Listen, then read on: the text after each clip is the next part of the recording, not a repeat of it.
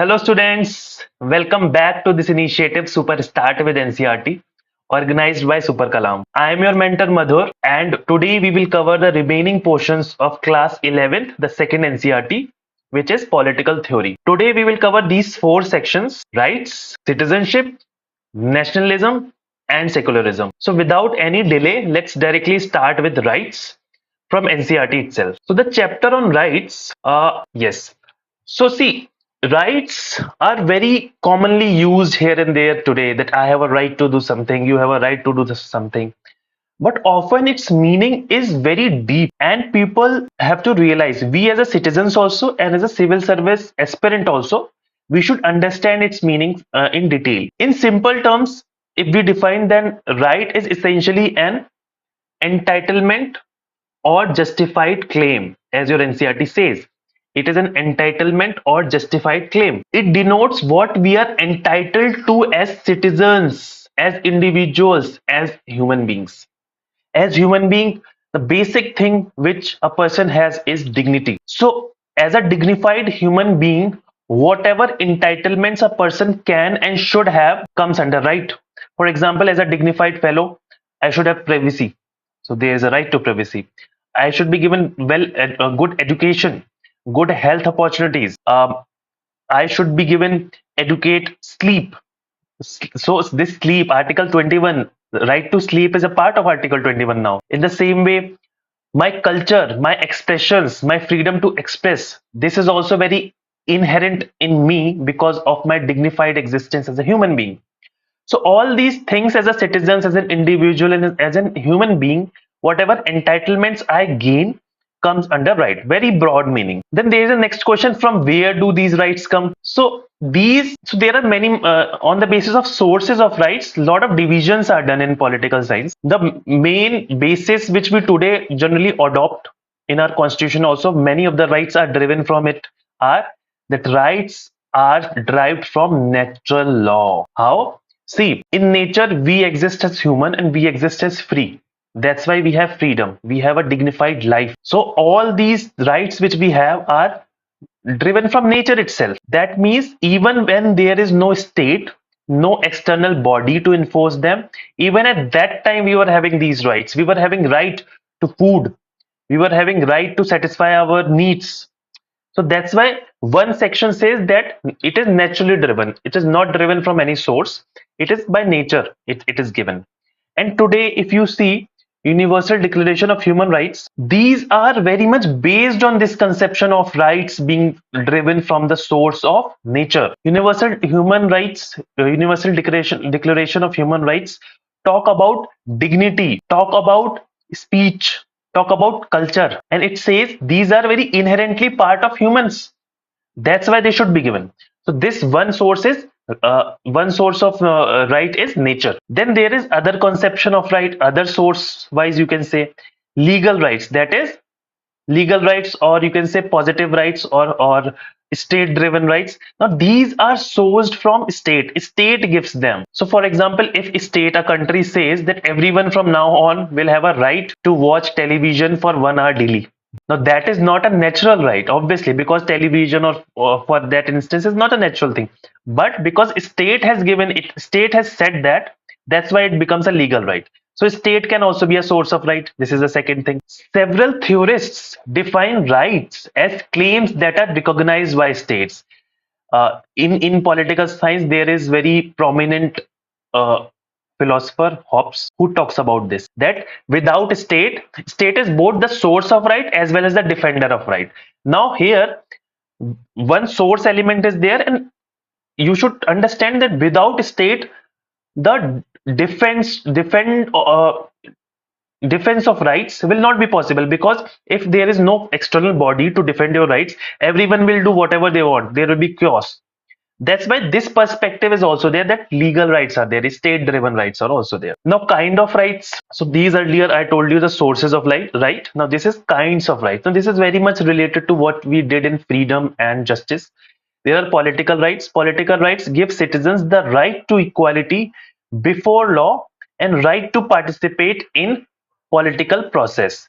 That means right to stand in election, right to vote, as well as right to equality of before law. So these comes under political rights, political conception of right.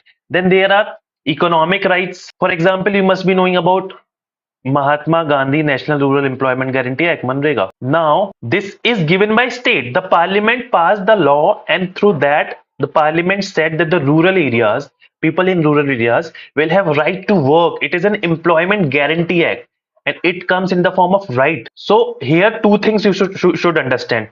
First, this is a legal right because state gives it. It doesn't come through nature. And second is it is an economic right because they come into play in order to have economic equality, in order to have financial resources among people. So these were basic two rights, two types of rights, political and economic. But nowadays, even Universal Declaration of Human Rights and international community has recognized that cultural claims, cultural rights are essential to humans because culture is very much integrated into human existence. That's why cultural rights, for example, right to study in your mother tongue, right to practice a particular religion, uh, uh, right to participate in any type of events, festivals. This all comes under cultural rights because without culture, human is incomplete. That's why even our constitution in Article 25 to 28 and also 29 and 30 recognizes cultural rights. See, so much far-sighted our constitution is. In the same way, if you talk about political rights, then there is right to vote in our constitution. There is equality before law in our constitution. And with respect to economic rights, there are no direct rights, but in a directive principles of a state policy, state is given the responsibility to form laws in on those directives. That's why all these three kinds of rights are somewhere or the other mentioned in our constitution itself. So that is how you connect these chapters. These are very abstract chapters. You have to connect it with first part of the NCERT and all those chapters on fundamental rights, elections, etc., which I already told you in last few classes. Now there is other section which is rights and responsibilities. Now you must understand that as a citizen you do not just have rights, you have duties also, responsibilities also, and our fundamental duties are embodiment of this essence. Why? I told you multiple times, if you are given rights, then others also have rights, and to fulfill others right you will have a responsibility. There is a responsibility of yours to ensure that others rights are also met. For example, if there is some poor person or a marginalized person, he also have same rights like me or like any one of us. Now it doesn't mean that I or any other person will compromise that poor person's rights. In that respect, I have responsibilities to meet those rights. You can refer to fundamental rights. Now fundamental rights says there is a responsibility to protect environment, culture, heritage. Why? Because a particular cultural heritage may not be related to my religion, but it is related to someone other's religion. That's why it's my responsibility to preserve all cultural heritages. In the same way, protection of environment, because if I as an industrialist destructs the environment, then it will compromise the rights of everybody else to access fair environment, clean environment. That's why rights comes with responsibility, and it is in line with our the tradition of dharma also. And Gandhiji also says rights and duties are integrated. Gandhiji has also said that. That's why this is our own philosophy also, our Indian philosophy, right? So these are the elements of this chapter. So what we basically understood, first of all, the basic meaning of rights, that rights are entitlements or claims. Then we talked about sources of rights, the most important sources, natural sources. We as human beings, as natural existence, are entitled to certain dignity, and nature gives us some right to existence, right to food, etc. Similarly, there are some legal conceptions, those rights which states give, and this becomes important because nowadays we are living in states and states are defender of rights, right? Then we talks about types of rights, political rights. We talked about economic rights, and we saw that our own constitution talks about these in different chapters of the constitution. And then we also saw that cultural rights are very important nowadays, which generally we take for granted. And then we saw how rights and responsibilities are interconnected. So this is your chapter on rights. Now we will move to another chapter. So the next chapter, chapter 6, is about citizenship. Now, few things you should understand is this chapter on citizenship in this NCERT is from a broader perspective, tells the meaning of citizenship and do not deep dives into specific aspects like which are given in our constitution, which are given in our laws. So these specific things are given in your Lakshmikant, and you should read that because citizenship becomes important conception nowadays because of NRC talks, the citizenship amendment which earlier came into being, and then the electoral roll revision exercise which is going on. That's why you should also refer to Lakshmikant. Here I will limit myself to the chapter itself, which is very broad in nature and very short also. So citizenship, what is citizenship? First of all, see, we as a citizen of India get certain responsibilities as well as rights. We are member of a country called India. So you can say citizenship has been defined as full, there are keywords, full and equal membership of a political community. Political community is India. Full membership means it's not that few will have some different kind of membership and other will have some different kind of membership. There is a binary here, full or none. Aliens or foreigners gets no citizenship here, and if someone is a citizen, then he gives the citizenship in a full-fledged manner and also in an equal manner. There is no differentiation. So that's basically the essence of citizenship. Now there are various uh, like sections or various types of citizenship. For example, in India there is a concept of single citizenship. What does that mean? Single citizenship means there are two meanings of single citizenship which you should understand. First is, if you are citizen of India, you cannot get or you cannot claim citizenship of any other country. Similarly, being a citizen of any other country, you cannot become citizen of India. That's why you can be citizen of India only at a time.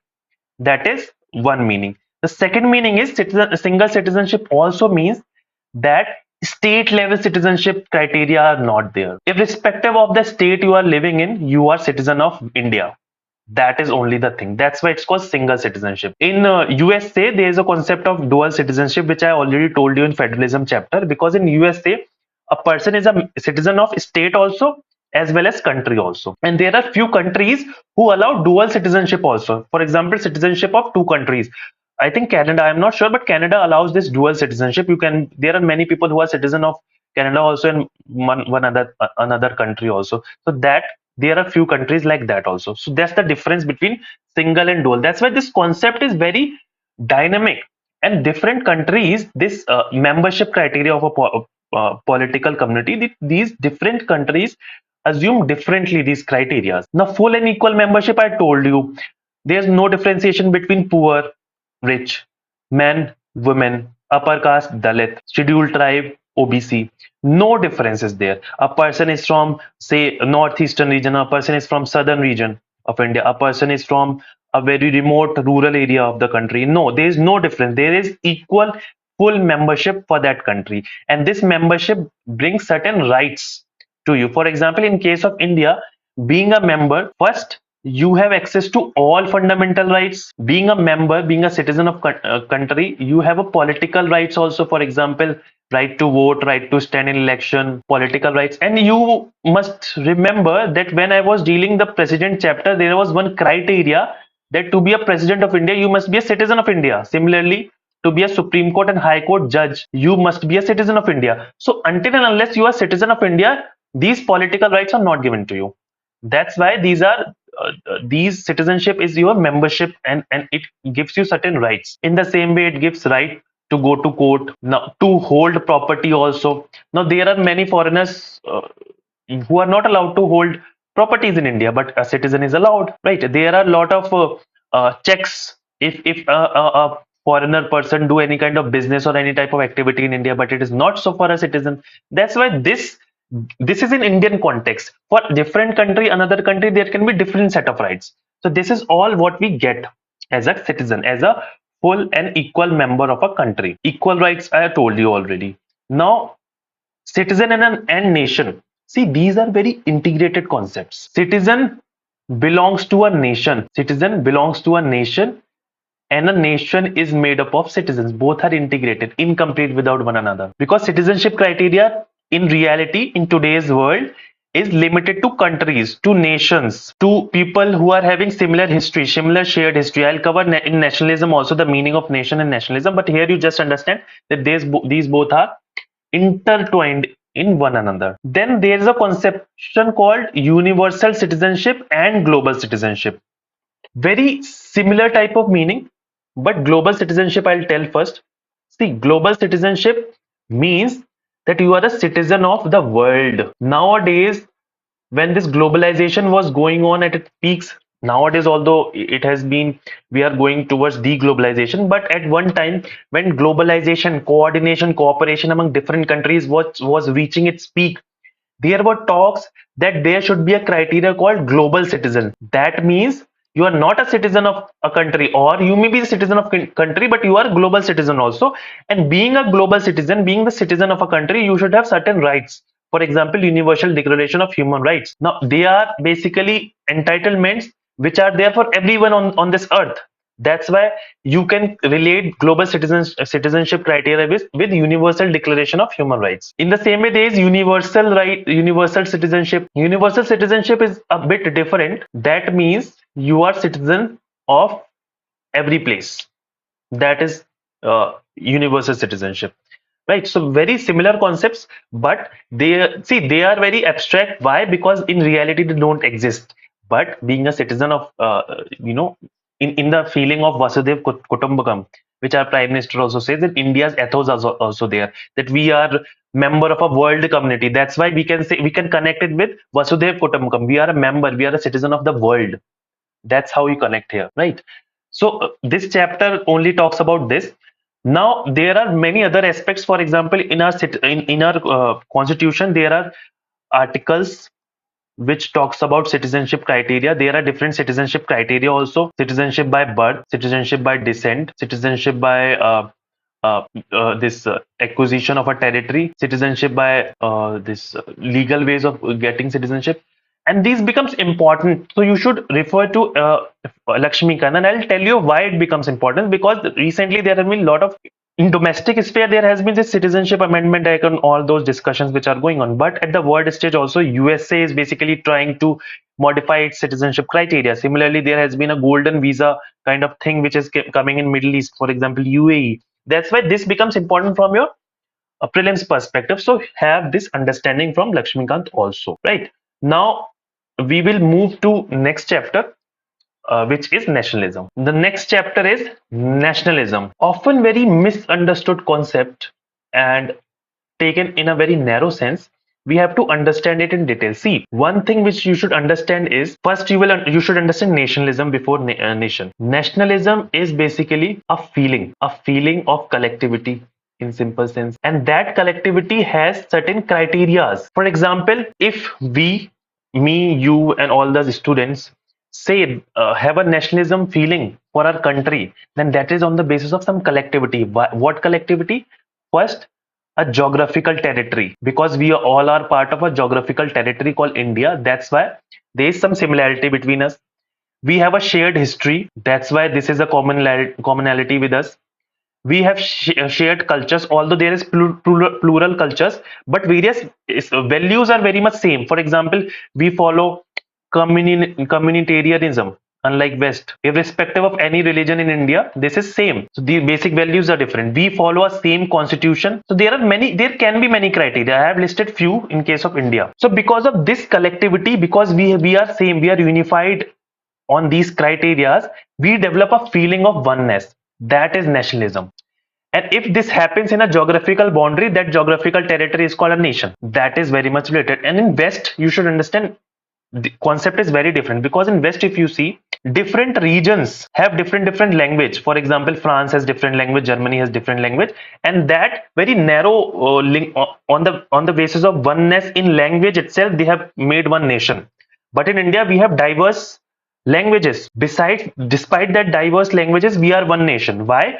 Because our collectivity is not just driven on language or religion. Our collectivity is driven on shared history, on constitution, on shared values. But in few Western countries like France, this collectivity is driven from language. because if you have read world history, this Yugoslavia and all, you must know that these nations divided on the basis of their ethnicities, on the basis of their language, because they thought that they have to have a uniform territory, uniform nation on the basis of nation, on the basis of language or ethnicity. That's why they divided. So their conception of nation is different. They assume that nation is equivalent to similar identity, but India's conception of nationalism is different. India assumes that nation is a feeling that despite diversity we can be a nation. So that's the basic difference which I had tried to tell you in short. It's a very abstract concept. Parameters are given here which I just discussed. For example, shared beliefs. Every Indian has a shared belief that he or she is a member of a territory called India, and being a person from even or Kashmir or this Kanyakumari or Eastern region, Western region, they all have this shared belief. They have an independent political existence. They have a shared history of freedom struggle also, right? That's the history part. Then next is they have a shared territory. They have a shared political ideas. Political ideas means whatever ideas are there in constitution. Common political identity as Indian. So because of all this, a feeling generates, and that feeling is nationalism. That's how you see this. Now, nationalism and pluralism. Now, I tried to tell you that it is often said that pluralism and nationalism are not in alignment with one another. For example, in European countries, a plural nation, a nation which has different culture, it gradually divided. Yugoslavia divided to form small nations. So it is generally assumed that these are not related. But in India, we see that these are related. Despite being plural country, diverse countries, we are one nation. And how has this been possible? Because of our constitution, which has unified, which has acted as a link, because of a political identity. And when I say constitution, I means all the institutions established by constitution, whether it is Supreme Court, whether it is Election Commission of India, whether it is All India Services, all those have uh, given their due contribution in making this nation. So that's why these nationalism and pluralism, if a question comes whether they are different concept, whether without pluralist, that whether a pluralist country cannot be a nation, then you will say no, and you can cite example of India in that case, right? So this is a very short chapter on nationalism. uh, I don't think so anything else will be required from this chapter. That's why let's move to next chapter, which is secularism. And secularism I also multiple times have conveyed to you. The last chapter which we will cover is secularism. Secularism I have covered with you at multiple instances. For example, when I was doing rights chapter in class 11th NCERT Indian Constitution at Work, there we talked about fundamental rights and secularism concept. When we were doing preamble, the philosophy of the constitution, there also I covered it in a brief detail. That's why many points will be repeated in this chapter. So let's do this. What is secularism? Now, in the basic sense, first we try to understand anything. See, I have underlined. Secularism is secularism. Firstly, before we see what I underlined, secularism in simple sense means that state and religion will have no interference. There's a very beautiful diagram which we generally make when we talk about secularism. You can use this also many times. For example, there are three elements who are involved, three entities who are involved: individual, state, and religion. Now, state and individual interacts with one another in any country. In our country also, our constitution allows. Individual and religion also interact. This is a private sphere or personal sphere, is the public sphere of an individual. But state and religion shouldn't affect one another. In the Western form of secularism, or in a secularism in a very layman terms, this is what it is defined. We will see that its meaning are different in different countries. That we will see in later part of this chapter. But one thing which you should understand is that this part, that state and religion is not interfering, has two meanings to it. What are these two meanings? First meaning is that no particular religion will dominate the state. If I tell you that state and religion should be different, that means no one religion should dominate its values, its festivals or anything on state. So that is interreligious domination should not be there. What does it say? Secularism is first and foremost a doctrine that opposes all such forms of inter-religious domination. In a secular country, a particular religion cannot dominate the state or the people. Second aspect is intra-religious domination. Now, within a particular religion, a section of community or a section of belief system cannot dominate a state. That is also true. Many religious fragments into sects, which leads to frequent sectarian violence and persecution of dissenting minorities. For example, there are various beliefs and sects within Hinduism. We have Vaishnavism, Shaktism, etc. Many are there. Then there are altogether different sections which are very much different from this. Within Islam also we have in India. So this Sufism is different. Then there is Shia and Sunni section. It is also there in other sections also. So intra-religious domination means that within a religion, a particular section or particular sect of people will not dominate the state. So these are two elements to it. So when I say that state and religion should be separate, that means there neither should be inter-religious domination nor should be intra-religious domination. That is the first and foremost thing which you should understand. Next is, what is a secular state? A secular state, I already told you, you can drive your definition from here only. To be a state must not only refuse to be a theocratic means religion oriented. A theocratic means a state which has certain religion to it. For example, in uh, in Pakistan, Islam is a state religion. That is a theocratic state. So, a state must not only refuse to be, even Iran is a theocratic state. A state must not only refuse to be theocratic, but also have no formal legal alliance with any religion. The diagram which I showed you, state and religion, no alignment, cross. That's the meaning of secular state. You must be having confusion because in India, you see that state basically provide a lot of subsidies in few religious festivals. In India, state basically helps in various religious elements also. I will cover that doubt. Before that, secular state you have understood.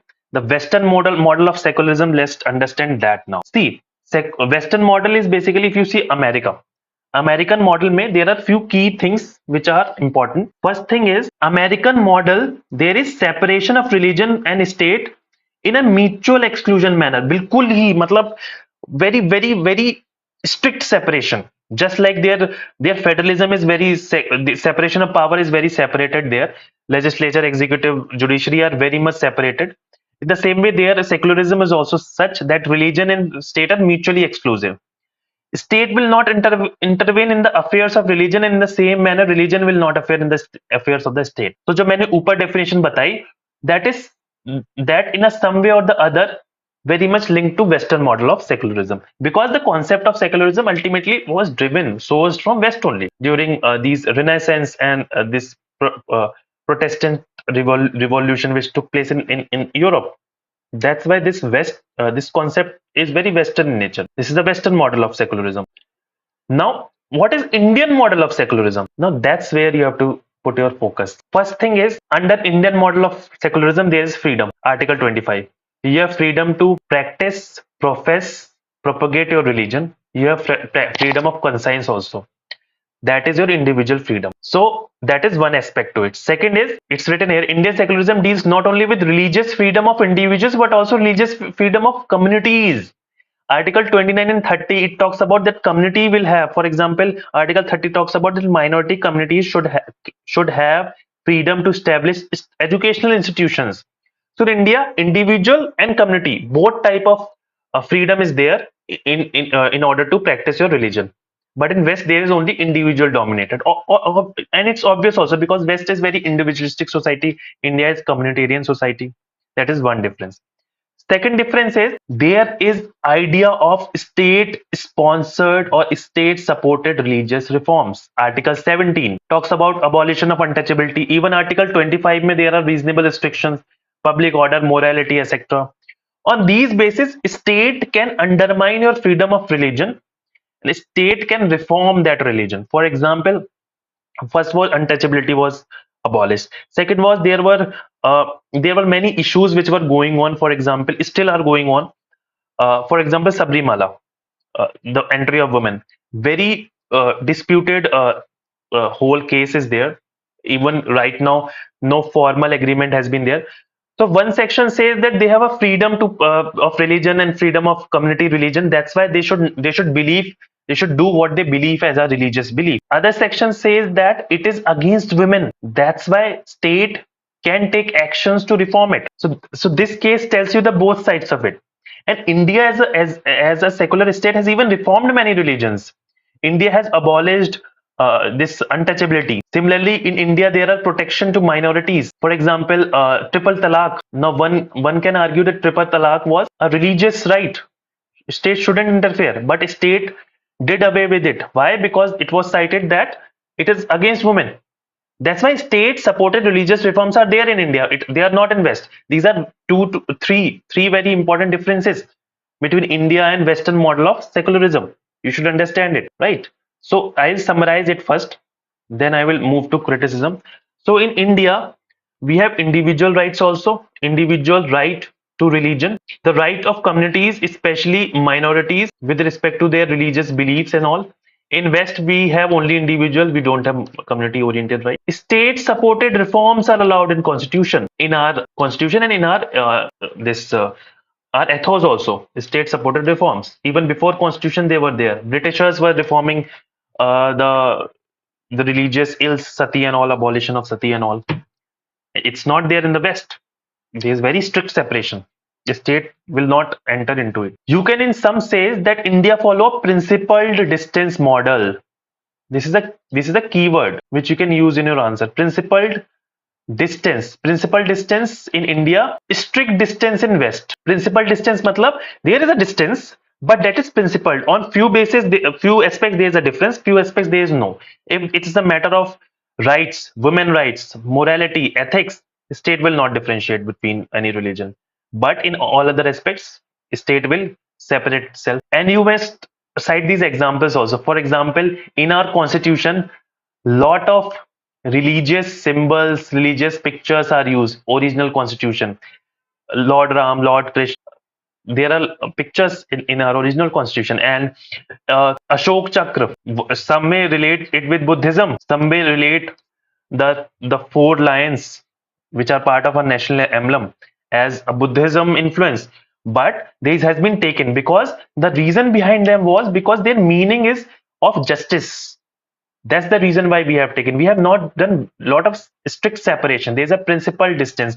Good thing we take of different religion. We support religions for their reforms. If any religion, there are backward communities which are not getting enough benefits or they are discriminated against, the state can intervene. That's why it's a principal distance model in case of India. You can cite these examples as well. You can cite example of Sabrimala, triple talaq. That will enrich your answer. Now, because of this dependency and other reasons, they form criticisms also of our secularism. For example, it says that our secularism, Indian secularism, is anti-religious. Why? Because Indian secularism allows state intervention in religion. That's why it goes against religion. Many Hindu temples basically have cited this. Why? Because there has been an influence of government in taxation and all in properties of Hindu temples. That's why it says that interference of state is anti-religious. This is one of the criticism of Indian secularism. Second is it is a Western import because secularism is a concept originated in West. In India, religion has always been imbibed in uh, in ruling class, whether it was during ancient India, whether it was during medieval India, all the rulers of Delhi Sultanate, they were practicing Islam. In the same way, Ashok was practicing Buddhism at one time. Gupta rulers were Hindu oriented. So that's why it says that why to distinguish between state and religion. It is a Western import.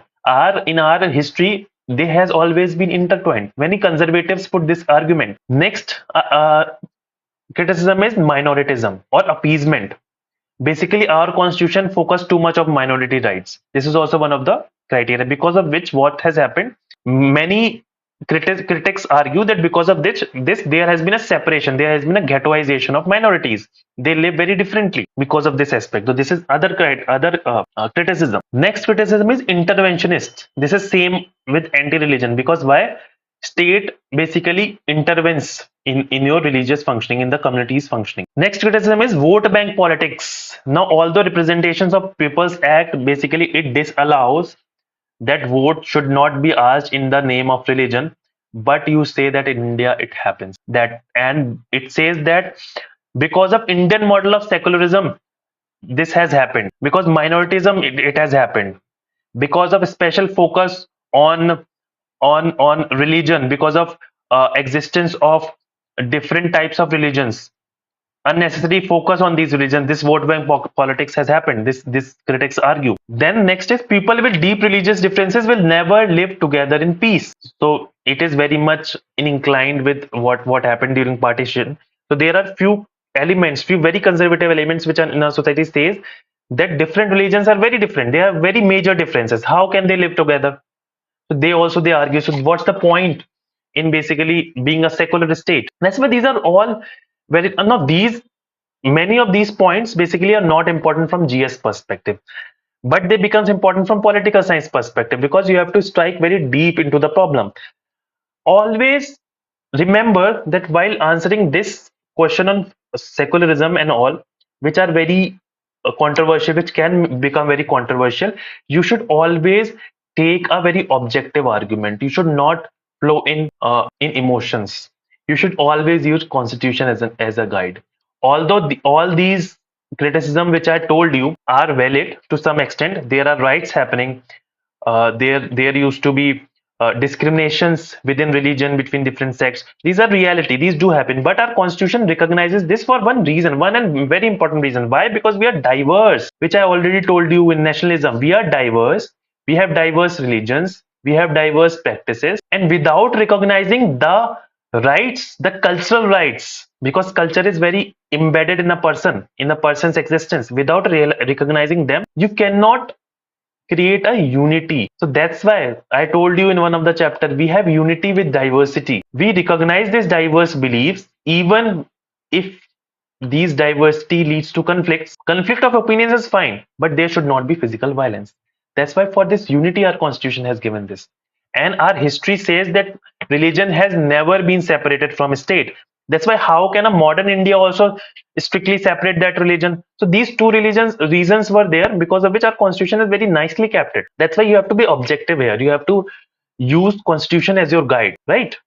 So that's where the chapter on secularism also ends. So essentially today we did rights, the entitlements, we did citizenship, membership, we did nationalism, feeling of oneness, we did secularism, separation of state and religion, but very peculiar concept, especially in case of India. Very different, very unique. With this, we complete our second NCERT also. In this, from these chapters, actually direct PYQs are very difficult to gather, but essay and GS mains material is very important. uh, Possibility of question also there was already a question of secularism in 2024. The difference between USA and Indian secularism was also there. So that's why these questions can ask, and if you have knowledge, if you have deep knowledge of concepts like secularism, you can have more points to argue with. अगर आपको केवल इतना पता है, if you know just this secularism is article 25, then you will not get many points and hence you may not get many marks. That's why this chapter, think from the perspective of mains and interview, and you will be able to understand it in a better manner, right? So this is it. We will continue with other classes, other subjects classes. Do attempt MCQs on the portal, do attempt mains question on the portal, and do let me know in the comment section your scores and your suggestions and your feedbacks also. Okay, thank you students, have a nice day.